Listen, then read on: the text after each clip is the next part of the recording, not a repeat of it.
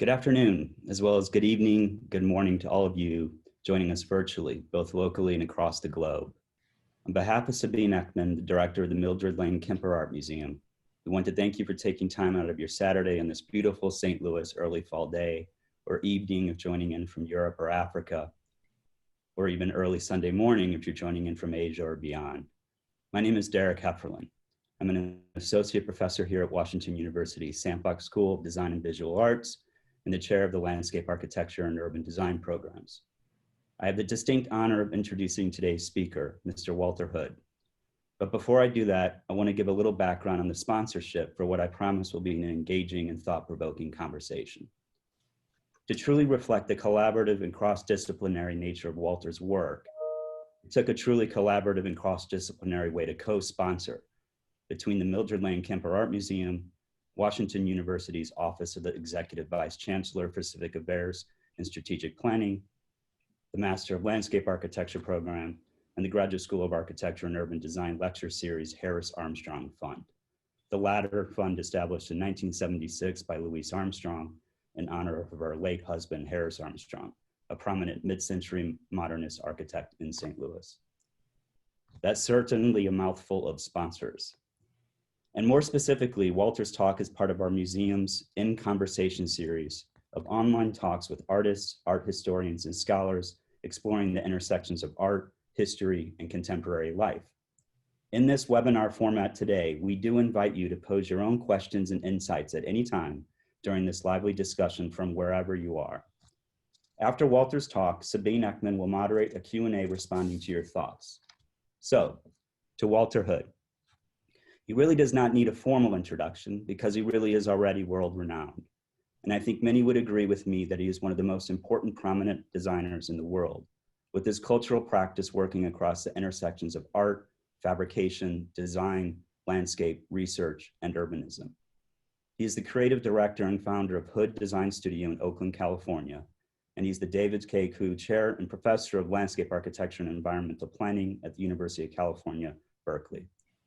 I will leave it to Walter to speak more directly to the aspects of his collaborative work, but I do want to highlight some key accomplishments. His studio has been awarded and published widely, ranging from news media in the New York Times to the Wall Street Journal. That alone says something about the breadth of his work, as well as design journals, including Landscape Architecture Magazine and Places Journal, and a TED Talk where Walter proposes, great things happen when you're in other people's worlds. He is a recipient of the 2017 Academy of Arts and Letters Architecture Award and the MacArthur Fellowship in 2019, unofficially referred to as the Genius Grant, among others. I want to end my introduction on a more personal note, not about me, but about a former student of both Mr. Hood and mine. Paul Wu graduated from Washington University's College of Architecture in 2017, where he took a couple of my classes, and now he's one of my close collaborators. Paul went on to receive a Master of Architecture from Yale University, graduating this past spring. He selected Walter for his final studio, which of course started in person and ended via Zoom, and where Walter recently served as the Diana Balmori visiting professor. Paul shared his reflections with me about his transformative experience with Walter, quoting Paul, "I was lucky to have Walter Hood teach my last studio in architecture school. My time as a student has left an indelible mark on my approach to design, as well as my taste in music. Walter taught us to believe that we, as a nation, can do better in our discussions about race, culture, and especially what it means to be Black in America. We were tasked to understand what the African-American community in the Bay Area saw and appreciated in their neighborhoods, and to use our wildest imaginations to bring life to an Afrofuturist landscape in Oakland, California. The most valuable thing that I took away from Walter's studio, beyond an encyclopedic knowledge of Bay Area music, was the confidence and the courage to speak about identity and to create spaces that are inspired by difference. With these touching words from one of our esteemed alums, I pass the Zoom mic to Mr. Hood. Thank you. Thank you, Derek, for a wonderful introduction. Paul was one of my, I can't say favorite because then they'll all hear me, but he was one of the many favorites that I had at Yale. And so Ben, thank you for the invitation as well. And to all Zoom participants, it's glad to be with you. As you can kind of see, we have beautiful air here in the Bay Area. That's a photo, but there's really beautiful air. And I like to start the presentation. Let me see if I can get my images up. Can you see my screen?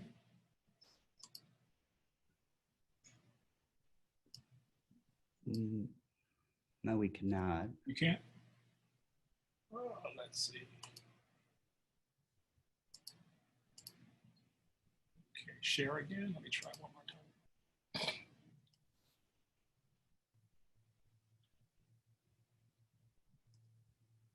How's that? All good? Great. All good. Today I'd like to share with you some projects through this kind of thematic idea of hybrid landscapes. And I've been working, I guess, in this way for probably the last 20 years. And over the last 5 years or so, I began to sort of go back and kind of think about the work that we've created in the studio over the last 25 years or so. And this notion of hybridity comes out of trying to be a little bit more critical of the post-colonial. And I would argue that we're still dealing with a lot of colonial ideas today about identity and as well as about design. This first project is called 3 Trees, and it was part of the Chicago Biennale. And one day I was reading the Chicago newspaper, and there was a critique of the new Obama library, that they were actually tearing down trees in Washington and Jefferson Park. And I thought to myself, you know, how do we remember Obama? Here he is a president, and he's not thought of, right, in the same way that these other 2 presidents had been bestowed these landscapes.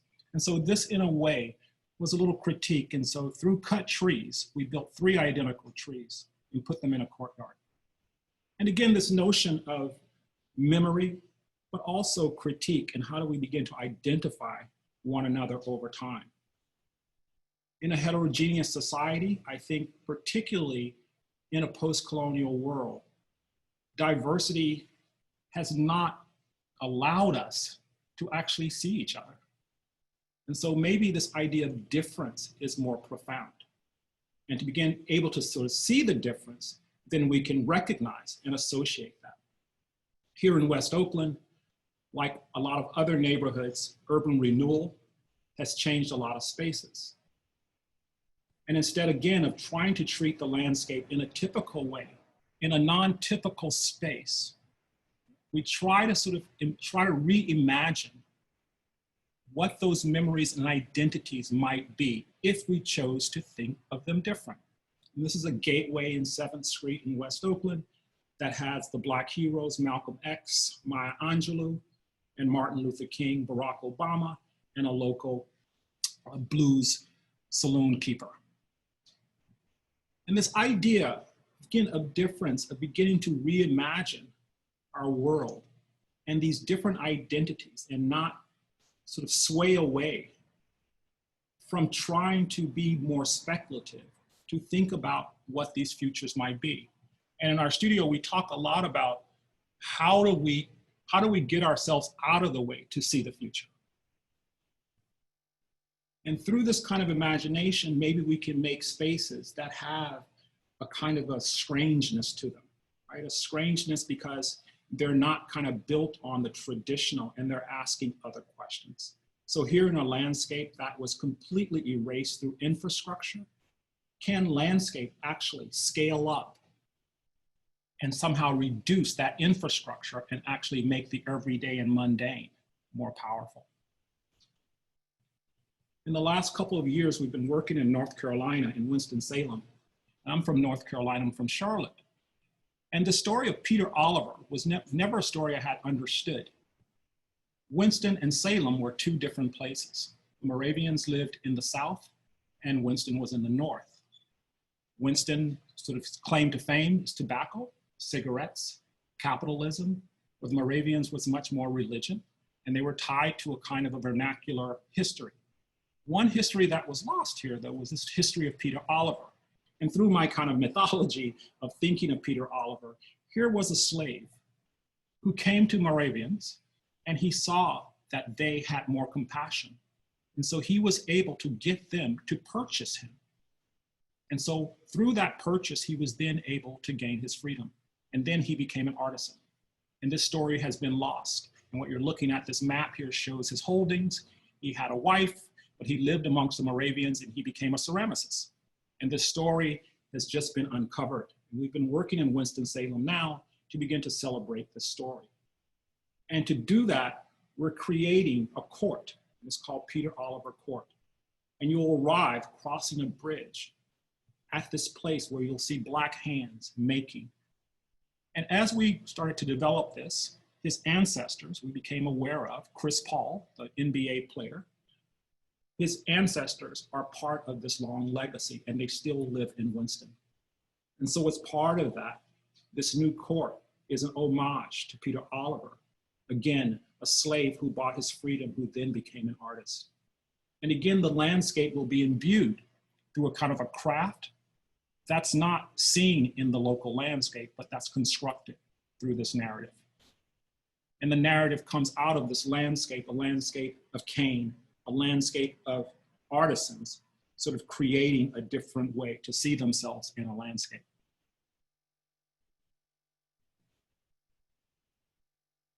This next project is at the University of Virginia. You see on the left, Thomas Jefferson's Ecumenical Village.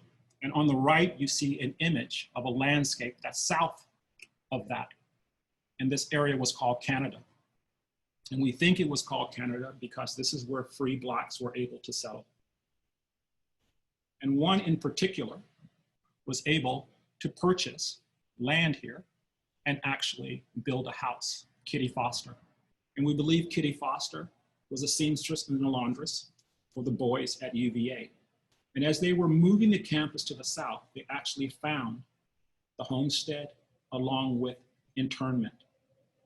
And so as part of this cultural landscape, we were asked if we could create a landscape that exhumed that history and allowed Kitty Foster and her descendants to be within the campus context.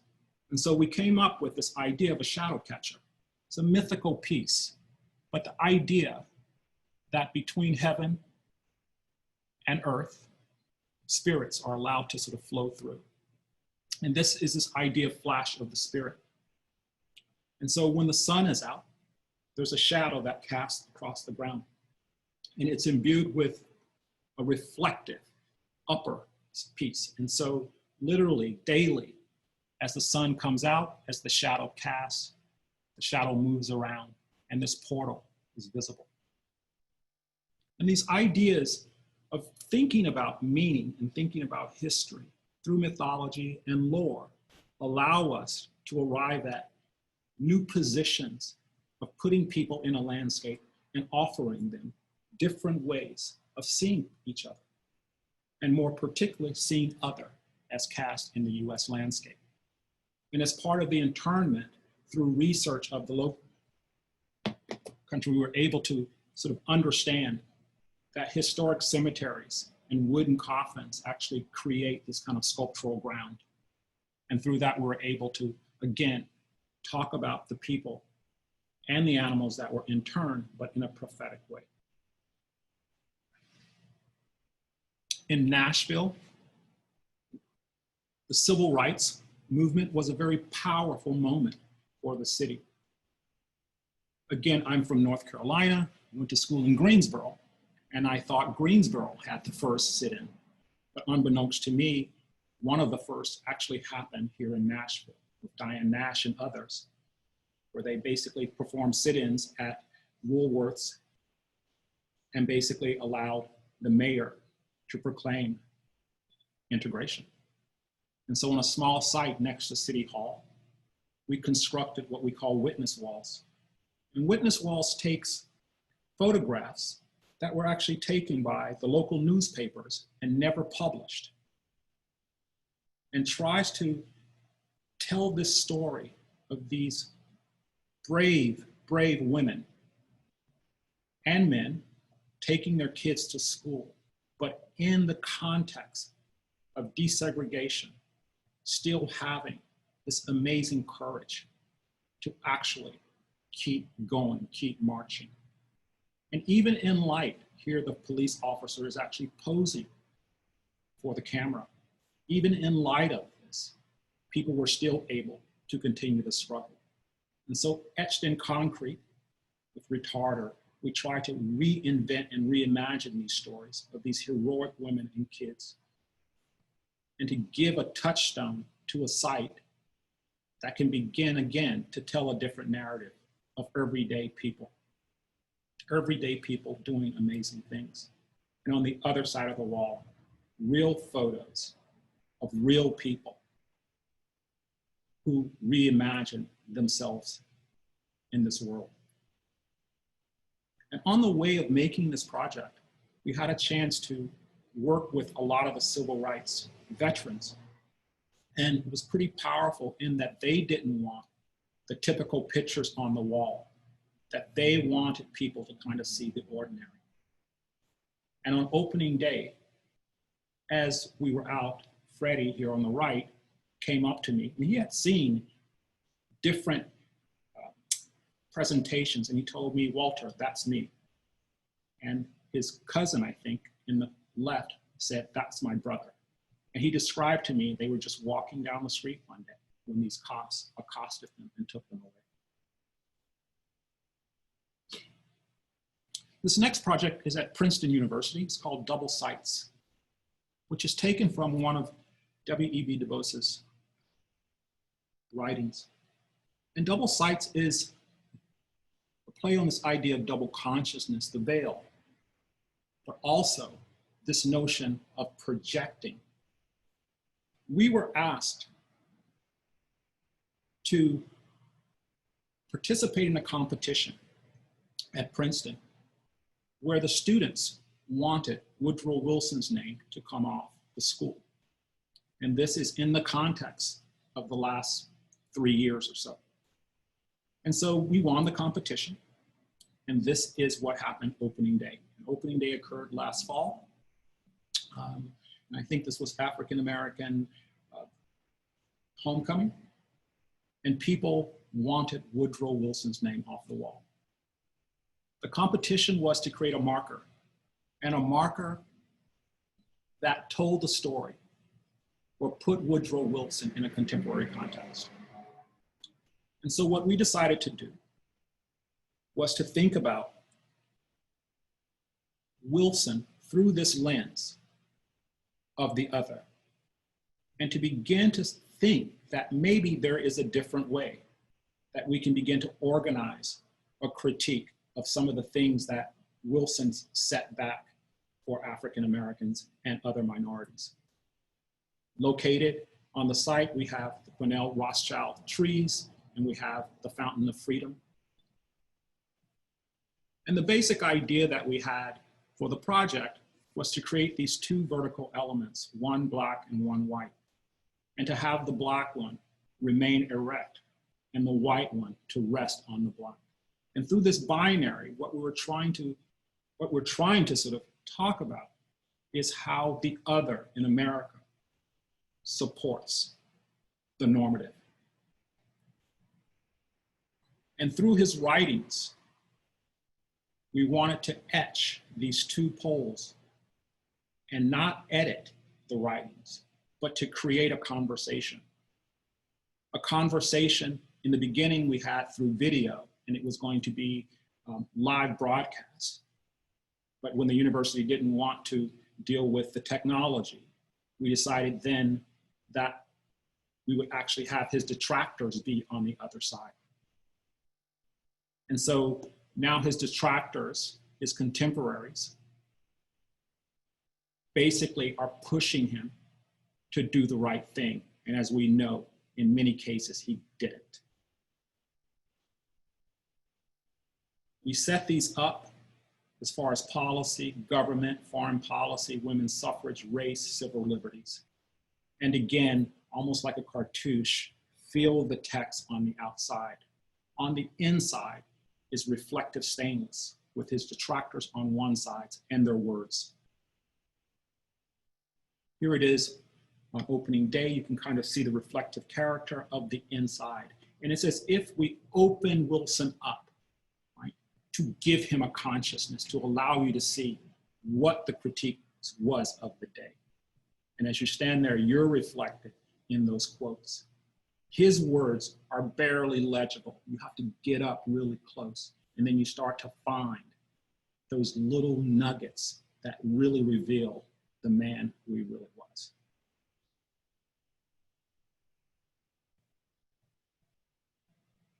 And here you see the building actually reflected in the back. Towards the beginning of the year, the students were still asking for Wilson's name to be removed and possibly the removal of this piece, because this piece came from the chancellor. But during that process, we were contacted, and a month or so ago, they voted to remove Wilson's name off the wall. And I was told that one of the trustees came out and read a quote off of the piece, and that cast her vote in a completely different way. So sitting here in the center of campus is a consciousness that tells us that we can be better, a consciousness that tells us that even the face of things, Ida B. Wells, Booker T. Washington, W.E.B. Du Bois, their voices are there in the center of campus. Black men, Black women, white women, Ida B. Wells, they're all there to allow us to sort of see that we still have a voice, even in our current context, and that we can be strong to get others to actually see what we see.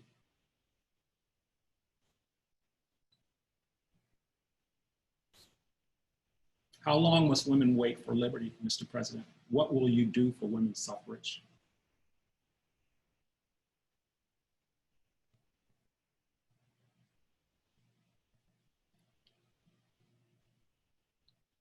And lastly, I'd like to end with a project that's currently under construction. It will be the International African American Museum. It's an international center for learning where individuals and families and groups will advance their understanding and appreciation of American history, and particularly the role of African Americans in creating the country and the world we know today. Working with Harry Cobb, the late Harry Cobb, we have developed this project over the last 4 years, working with Mayor Riley in Charleston, South Carolina, and others. This is Mother Emanuel, where we just had a groundbreaking. Mother Emanuel, one of the older AME churches in Charleston. And so as part of the groundbreaking, this tribute to the people who perished in the shooting that occurred here a year ago. And so the church, which is 3 blocks away, became this sort of connective tissue. And then on site, having our African ancestors come from across the Atlantic to bless the site as well. The project sits at the neck in Charleston, South Carolina. 2 rivers go up. This was an area that became a rice kingdom. Gadsden's Wharf, which is where the site is located, was one of the largest wharfs as part of the loading of the African diaspora here on the East Coast. We also know it was one of the largest wharfs, which stretched all the way back into the city. Here you see the wharf, and you see a series of buildings here. The buildings is what's called a warehouse, and this is where slaves, once they came across the Atlantic and once they came from Sullivan's Island after being incubated, were actually stored until sale. We also know that the wharf here, many perished, and their bodies were thrown over back into the harbor. There are stories that the food chain of the harbor changed and that sharks actually fed right up against Wharf. It's a project today that has a different logic. There's a condominium, which I'm taking this picture from, and there's a public park. The red line is the dotted line of where Gadsden's Wharf ended and where slaves for the first time found the mainland. Harry Cobb has designed a building that's about a football field long, and it sits up off the ground. And when he first contacted me, he said, Walter, this building is about structure and landscape, and that the building is here to basically set up the landscape to tell this really important story. The story that we believe probably close to 40% of the African slave diaspora landed here and then migrated within the territory. So to talk about this landscape, we developed what we call the Ancestors' Garden. And in a way, it's a riff on the colonial aesthetic. In landscape architecture school, we're taught the early colonial gardens, and many of them are plantations. And we wanted to, again, kind of make this connection, but be different. So maybe in plan, the patterning to the north is much more garden-esque, but most of the floor of the museum is like the Atlantic Ocean, the seabed itself. There are a series of rooms that attempt to tell the story of the Low Country, but also, in Toni Morrison's words, give us a place where we can go and think about our ancestors. The space will be lit at night, like most sites in Charleston. Charleston is probably one of the most magical cities at night, where the ghosts of the past are there as you walk the streets and move through the cemeteries and the old buildings. And this site will be the same. It's a place where you enter from the city, the ground is ruptured. It begins to sort of suggest that you're at this edge, the edge of the harbor. And then looking back towards the city, the context is taken away by the and the floor, which is tabby, which are shales that are collected from the Atlantic Ocean and basically spread out in concrete and held up with columns. To the north, there's a sweetgrass field. And sweetgrass is a grass that grows here, South Carolina down to Georgia. And it's become really important for artisans, particularly Gullah Geechee artisans who make baskets. And a lot of these coastal places are disappearing through development. There's a stele garden, which will have audible sound, or different languages will emanate from rock, from stone, talking about the various groups that arrived here. There's an ethnobotanic garden that again begins to categorize a lot of the flora, some of them used for food, but others used for medicinal purposes that were really important to the diaspora. Rice planters, places in which we can propagate rice and talk about how slaves, particularly young slaves, basically worked in the fields for hours, cultivating and changing the hydrology of a landscape. And then as you look back to the south, the warehouse itself, we only have the property for a small piece of it, but the wall that you will see to the south will tell the story of those who perished and were sold. But one entry, one has to walk through those walls. And as you're walking through, you're in this kind of reflective captivity, looking back towards the Atlantic, and you're coming face to face with the rice Negroes who worked in the fields up to their ankles in water. And these will be cast in concrete, larger than life, moving through space. And lastly, inspired by the Brooks map, which is a map that shows the storage of slaves in the hull of ships. And you can kind of see the packing, you can kind of see the male, female, boys, literally the architecture of slavery and the Atlantic crossing. And we know from the National Museum, as you go down into the basement, that many of these, even though packed when they left, they arrived with fewer. And so we're inspired then as you look back towards the Atlantic, how can we begin to tell this story? And on one of our field trips to Sullivan's Island, I noticed this overly Xeroxed image that portrayed the Brooks map. And at first I thought it was textile until I looked closer. And so this became the inspiration for our infinity fountain, which sits right at the bulkhead. And what we wanted to do was, since we're 7 to 8 feet higher because of tide and because of bulkhead, because of hurricane, we wanted to create this illusion of where the water's edge was historically, but also a new place of ritual. And so using tabby, again, as this material from the ocean floor, we started to think about how we could cast these figures out full scale. And these were our first markings. Then we began to sort of add the tabby within the corpses themselves, suggesting that, again, there's a kind of a sectional attitude to the fountain. There's about a 1/4 inch reveal. So you can imagine as the fountain fills up with water and drains, there will be puddles left within the corpses. And these are some tests that we've been doing of the edge, the size of the shell.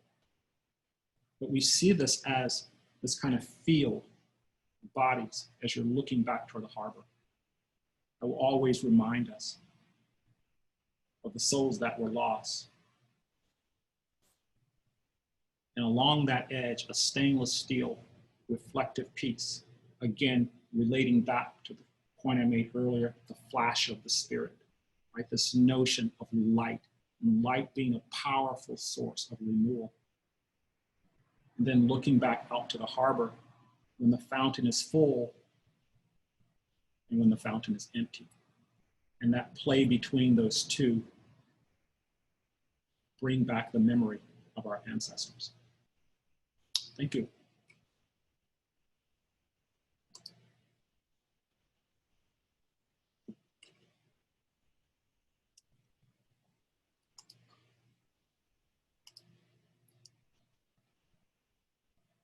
I am done, Sabine.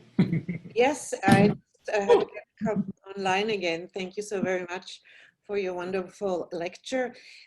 We do have some time for questions, and there are some questions which came in. Maybe we start more with the conceptual questions. There's one asking if you see a tension or struggle between monuments, memorials, and context. Do you feel that the artistic merit of the architecture without a plaque or placard contextualizing the work, for instance, is enough? No, I don't think the plaque is enough. I think, hopefully what I was showing, some of the projects go beyond the plaque. Like at the University of Virginia, I was really surprised that they were willing to write out the story. Again, the story is it's a shadow catcher. So again, it's a conceptual idea. And this is one of the things, we struggle with as well is, how pedagogical do you want to be? And for us in a lot of the designs, we want people to feel less of always learning, but to feel something, to feel that, these spaces have a memory to them and they have a history to them. And those interpretations, I think, should be more multidimensional, right? People should be able to sort of find, again, different ways of interpreting the same thing. Thank you. Before we maybe continue to some of the other questions, I was also basically struck when I listened to your lecture, but also when I read about your work, in terms that it's really, I think, pretty singular of how it combines minimalist elements, which are actually typical for memorials, since I think, the 1960s, and that you combine it pretty freely with figurative images that can be sculptures, but it can also be text.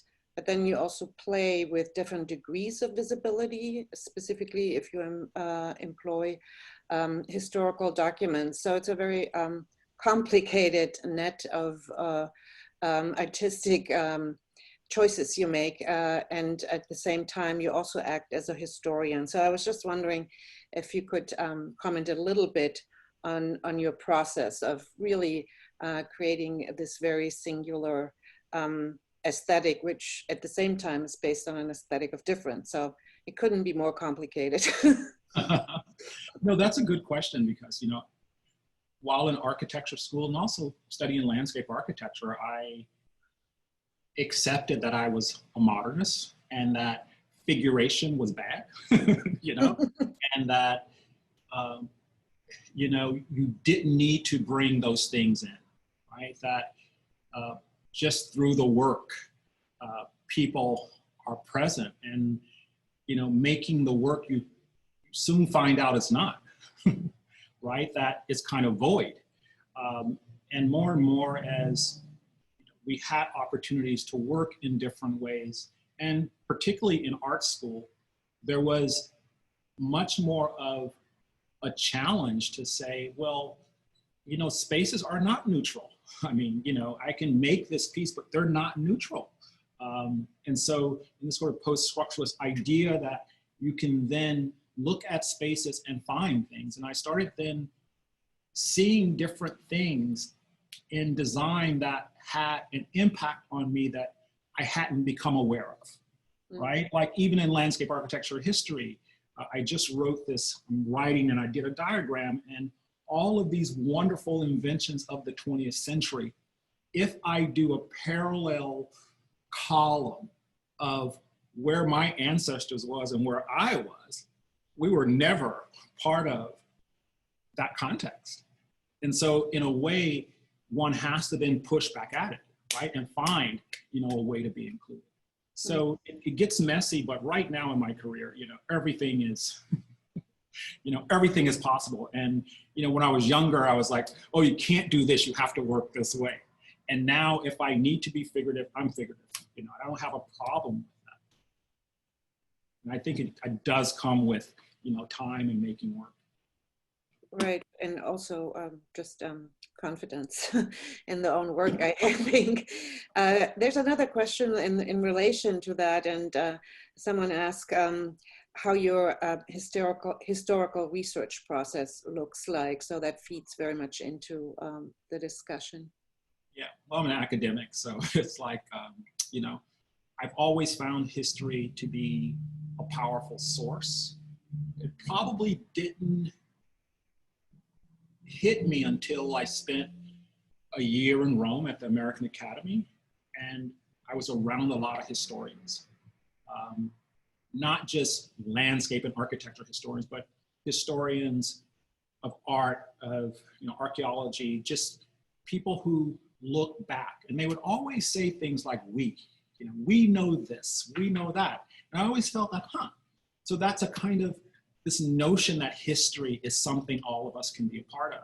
And when I came back from Rome, kind of the archaeology part of digging became more the focus. And so I would say less about history per se, but just this notion of digging, and which I find is a very powerful landscape move, right? This notion that palimpsest exists. And it always occurred to me why we go to other places and we love the ruins and history, but here in America, you know, we only have certain ruins, right? Certain things we just erase and discard. And I then saw that there was a place for me to exhume these things that we have discarded. And those have become the focus for the history. There's one question in relation to that as well, and someone asked of how you ensure that a memorial of a tragic history is healing and not harming. Complicated question. I can't be assured. That's not something that we're sharing. And, you know, the term memorial, commemorative piece, I mean, you know, these are terms that we tend to put, you know, on a thing. And like the last project I showed, you know, the reason why we call it an ancestors garden, it's a garden. And it's really not a memorial. It's a place that we want to become just an everyday place. And so how one might feel in that space, you might feel uncomfortable, but that's just a garden you're going to be feeling comfortable with. And again, you know, how do we move past the object and the thing and begin to really think about space and place and how they can be imbued with different narratives, right? And this is the thing that we struggle, and I say we, culture, we struggle to do. The other, meaning the non-normative, is always given a thing and said, okay, well, we dealt with that. We don't have to deal with it anymore. And what we're trying to create is, in everyday space, there is memory. And hopefully, if there's enough of it, it ceases to be a memorial. It's just these other different things that tell us something about ourselves. Before I go to the next question, maybe just as an add-on, would you maybe agree to think of these works also as counter-memorials, since they're more experiential than what we understand a static and eternal memorial to be? Also in terms of their open, they're wide open. There, you know, there you have a choice as a onlooker or experiencer or someone who engages with this history. You give them choices. Well, I guess what I would like the work to get to the point of, there's a place in Charleston, there's a historic, at the market, at the head of the market in Charleston, there is a Daughters of the Confederacy Museum. It's an old building that, you know, tells the story of the Daughters of the Confederacy and the Confederacy. No one looks at that as a memorial. It's a piece of architecture that sits there that just has this identity and memory tied to it. And I guess what I'm saying, if we have enough of places that talk about otherness, different, hopefully we can get to that place where they're no longer memorials. They're just these places that imbue our history, exhume our history, and they become mundane spaces over time, but they're not charged as a singular thing where I go there and feel a certain way. Mm. I think for me, that's where I'm trying to get to in the work. It's just that a lot of the times the work is set up in this frame to make a memorial, right, within the brief. And right. I think that's a very hard thing to do. Again, it's easier in a homogeneous society to have this one thing and then these other things on the side. And I guess what I'm pushing for is heterogeneous place. Can we have a lot of different things, right? And can they get to the point where they're not hierarchical? And that's our work, I think, in the future. Getting to that place where they're not hierarchical. And that's, you know, we've only had, you know, particularly in this integrated experience of the 400 years, we've only had 20%, I think, of, there's been 82% of the time where we've been separate, right? And so we really have a lot of work to do, because that binary is still there. Maybe it's a good moment to go from these very difficult but also heavy questions to some just very concrete questions. There's one asking, how did you and Cobb agree on the height of the IAM to cover your Wharf project? Well, Harry, I think for Paycock Freed, a lot of it had to do with hurricane. So just being along the edge, you already have to be above the ground level. And I think we pushed it upwards to 12 or 13 feet. So a lot of it is the requirement of just building in a hurricane zone. And then there were several questions in relation to Woodward Wilson. One is that someone really asked to learn more about the context of the controversy at Princeton. And some other question was if the renaming of the school would prompt any changes in design, to the design, I guess. What is the state? All I've heard is that they are changing the name. I don't know what the process is for that.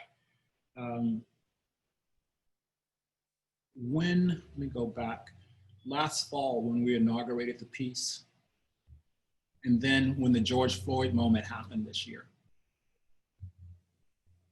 you know, that constituted about maybe 6 months that the piece had been up. And I told my partner in the office, I said, you know, if the students still want the piece to come down because of its association with the chancellor and not dealing with the name, after the George Floyd moment, I felt that, you know, it had a moment and that we are still at a place where we should overreach because we've never been to this place before. But there's a moment now that I think collectively people are frustrated, but people want to do something. And I do think in certain cases, you know, we're seeing, you know, the toppling of statues and things like that. And we're out here, we're seeing Christopher Columbus, you know, a lot of different things, you know, all of a sudden being questioned. And, you know, for me at that moment, it was like, well, if that's what they want to do, to me, that act is just as powerful as the act of building this and experiencing it. And so when I then heard that they changed the name, I asked the question, so do they still want it down? But COVID is still going on, the campus, I mean, I don't know who's on the campus, but the piece is still up. And I think, you know, through its narrative, particularly of, and for me, having this black column be in the middle of Princeton's campus, and then actually having the words and the faces of others there, right in the middle of campus, to me is still a very powerful kind of thing, because I can't think in any other place. Maybe the new piece at UVA that talks about the enslaved laborers, but in the context of that space. Like, I think the enslaved labor space is not on the lawn, but in the context of real space, I think this does have a moment to be powerful and to say something different about a place. Thank you. There's another question in relation to the future of landscape architecture. The attendee asked, as universities make changes and cuts due to the pandemic, including in architecture schools, how can landscape architecture better make the case for its relevance and worth today? As it relates to COVID? Maybe just to the current economic situation as a consequence of COVID. Well, I think we're beginning to see that the landscape is really important. I mean, we've been questioning a lot, you know, of the environments, you know, where we know people, particularly brown and black communities, have been hit very hard. And we know that they constitute a lot of the working laborers that, you know, have basically didn't have the privilege to not stay at home. But when you look at those landscapes are, when I say, they've been festering for a long time of neglect. And I mean, when you look at American cities, you can look at all the red line maps across the country.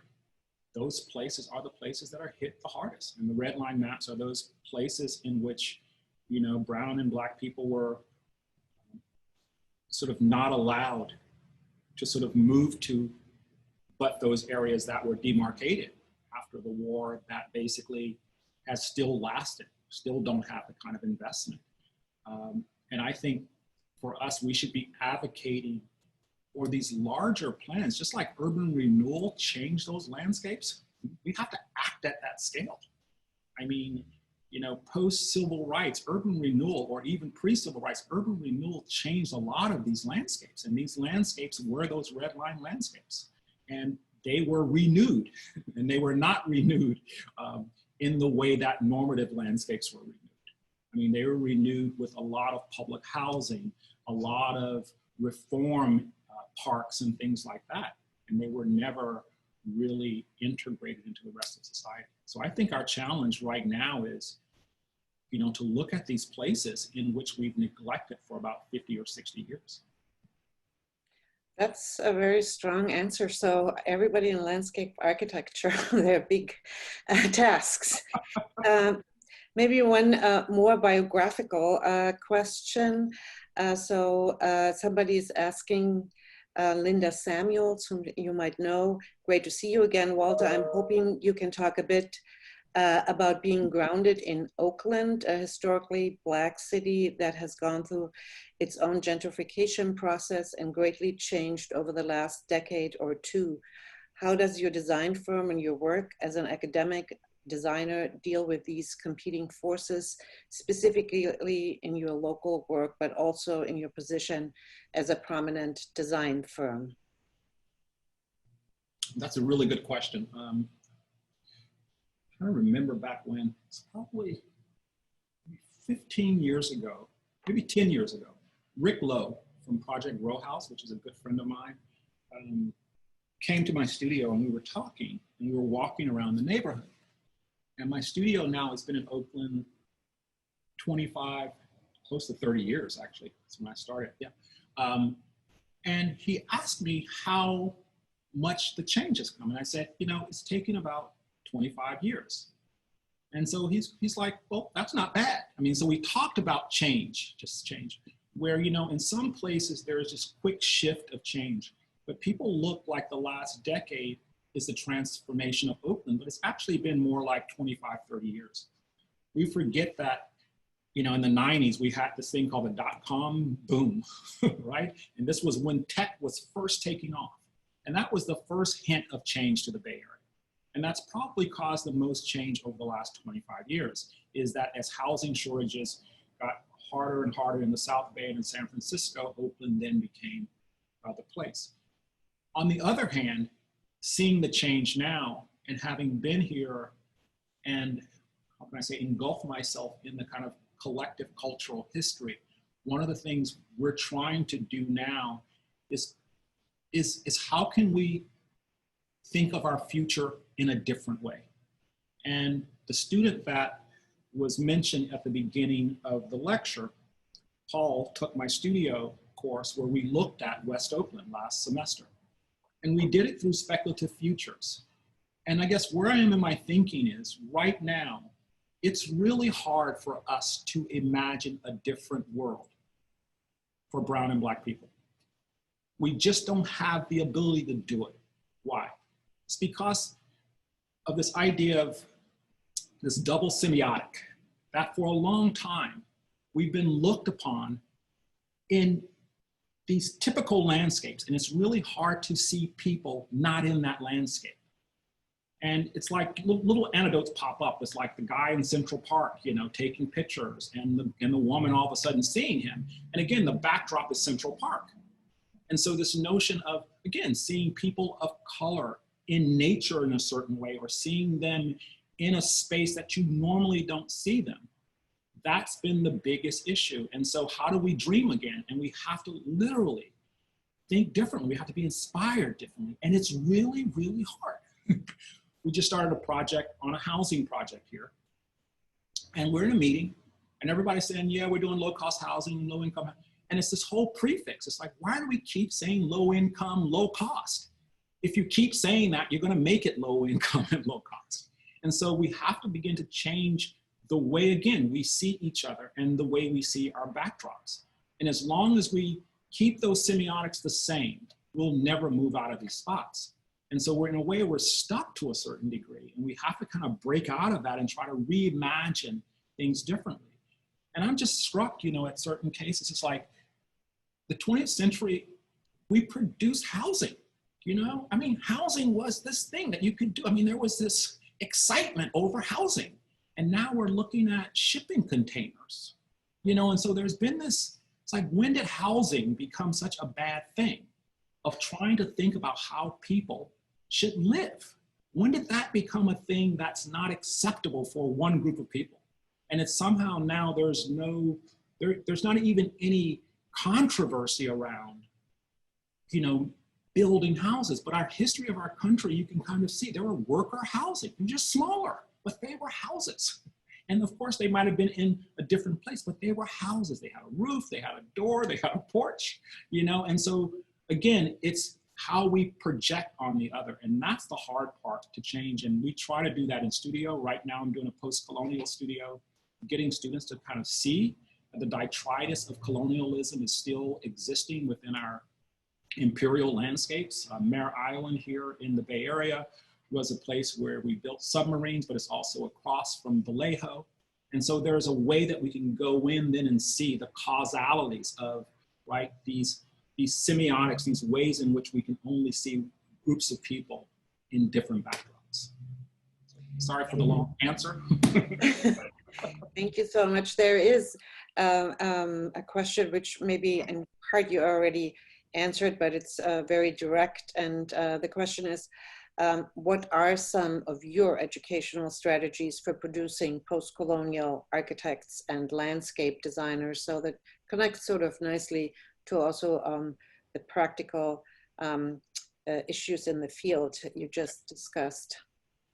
Well, I mean, like my students right now are working on a project I was just explaining where we're working through C.J. Young's work, Mitchell's work, DuBois's work, in trying to look at, again, these ideas of postcolonialism, but also of hybridity and how difference can be interpreted.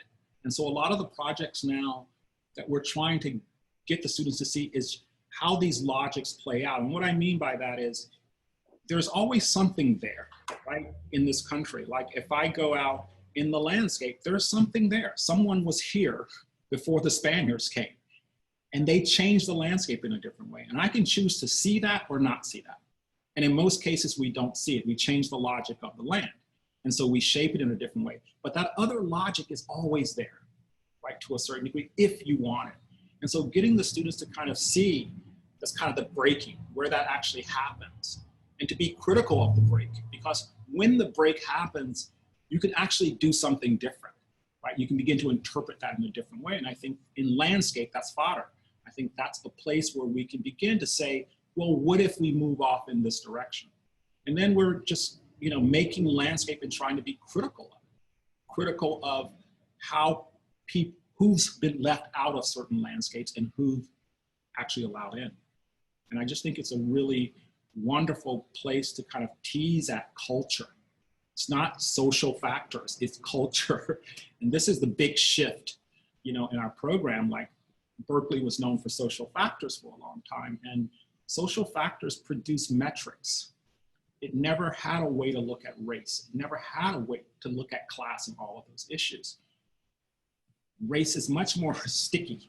I mean, you have to sort of think of culture as something that's dynamic, something that's different, something that's highly subjective versus objective. You know, these notions of designing a space and knowing how it's going to turn out, come on, that's too easy. And the metrics allowed us to do that.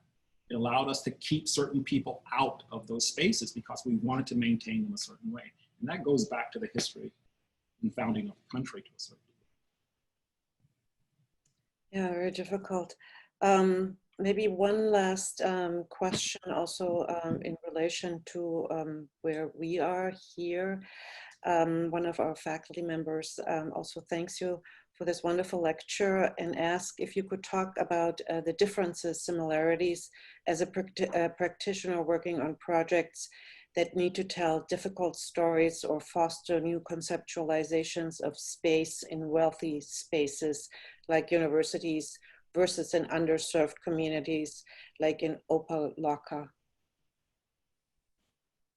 The difference between my rich clients and my poor clients? Yeah, basically the question would be of, you know, do you approach something in Princeton where you're trying to, you know, create a counter monument, I like that term, differently than if you work in Oakland at, you know, the Lafayette Square Park? No, they're not different. And this is one of the things that is always the challenge. When I first started my practice, it was one of the things that I saw when I was working in more underserved communities, that the expectation, even from my client, was less. You know, that, you know, all we were expected to do, oh, give 3 meetings, 3 concepts, we're done, right? And so I can remember back to one of my first projects where, you know, we made like 15 perspective drawings, a model, you know, we went overboard to get people to see the practice. And that's something that, you know, I still feel very powerful about, that when we work in underserved places, and even though budgets are low, I still want people to know that they're getting the expertise that everybody else is getting. And so we don't lower the standards. In most places, we actually subsidize the work through other work to a certain degree. And I think that's very important because, again, it goes back to the expectation. The reason why people are very wary of people coming in and designing is because of the history, right? Of coming in and getting less and not being looked upon as equal and not spending the money, not investing over time. And as I answered the last question, you know, our bigger thing is like Lafayette Square in 1995, we went to the mayor of Oakland and said, you know, even though transients are here in this space, the space will cost $1.5 million, right? And they kind of looked at me, and at the time the mayor laughed and said, you want me to spend $1.5 million on homeless people? Right? He's not the mayor anymore, but that was his point. And so we had to basically raise the money. And we had, you know, we had friends in the Parks Department with nonprofits, but we raised $1.5 million. And we're working in Milwaukee now, and in one of the worst zip codes in America. And we did the budget, and it's for a half-mile stretch of trail in an area that needs a lot of work, and it's $15 million. You know, and of course the client went, $15 million. It's like, yeah, but this is what we need to do. We have to invest. It's like we spend the least amount of money in landscape on the projects that need the most. Right? We sort of give them the less, and then we spend a lot of money on places that don't need it. If you go to any CBD, downtown area, we're still investing this money in those areas. And I think now, hopefully, we can begin to push that investment into our neighborhoods where people are spending a lot of time now. Those office buildings are empty. You know, I'm paying mortgage, you know, on an empty space right now. But this notion that, you know, you can kind of see the neighborhoods really matter in this moment now, that when people are sheltered, you need amenities, you need biomass, you need to be able to go to the grocery store. I mean, these things that you can't walk down the street and find food in certain places. And so I think now's the time for us to kind of rethink how we invest. Well, thank you so much. We do want to bring this or have to bring it to an end. You're also meeting in not so long of time with the students. Maybe as a very last question, which sort of your answer might summarize your lecture and bring us back to your methodology. We understand, and it was great of how you explained it, that you are a historian, but you're maybe also an archaeologist in sort of discovering and bringing out these different layers of different histories and confronting them with each other. So maybe the last question here is, you mentioned history as a powerful source. Can you tell us a space or a monument that you particularly admire and why? Ah, that's an easy one. There's a space in Rome. It's called Campo di Fiori. It's, most people go there. It's a market. I think if you go there on the weekends, it's where all the American students are drinking, you know, they're like hungover or whatever. But in the middle of the space is a statue of Bruno the Heretic. And it's a tall statue of this cloaked figure, Bruno, who was burned at the stake. And I've always, for the first 6 months I lived in Rome, I never noticed it until I was reading Leonardo's biography. And he talked about that moment. And I love this idea of that duality can exist, that in that history, something so heavy can exist in a place that is so much filled with merriment.